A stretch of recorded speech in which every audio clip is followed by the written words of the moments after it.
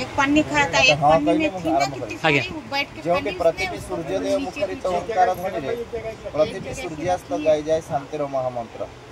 जो माटी रे फूलटिए फुटिले अर्पित हुअंती परम प्रेममय ठारे फलटिए कसी धरले अर्पित हुअंती जगन्नाथ मंदिर।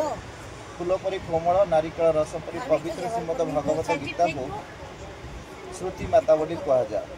यह उपनिषद मानकर सार वेद उपनिषद बोली कहा जाए। यह महाभारतर भीष्म पर्व अंतर्गत 25 अध्याय 42 अध्याय पर्यंत श्रीमद महाभारत रे श्री कृष्ण भगवान अर्जुन को इंगित कर जगत को शिक्षा देवा को जाई कहउछंती जदि केही मोते पाइबा को इच्छा करंती नंबर 1, सुख पाइबा को इच्छा करंती नंबर 2, सिद्धि पाइबा पई इच्छा करंती नंबर 3 एवं भय दूर करबा को इच्छा करंती नंबर 4 एवं आनंद पाइबा को इच्छा करंती ए पांचटी वस्तु पाइबा को जो माने इच्छा करंती ताहले भगवान निजे तांका वाणी को कहउछंती हे अर्जुन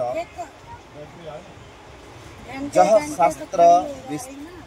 शास्त्र विधि उत्सृज्य वर्तते कामाचरात् न स सिद्धि न वाप्नोति न सुखं न परांगति तस्मात् शास्त्रं प्रमाणं ते कार्य व्यवस्थित।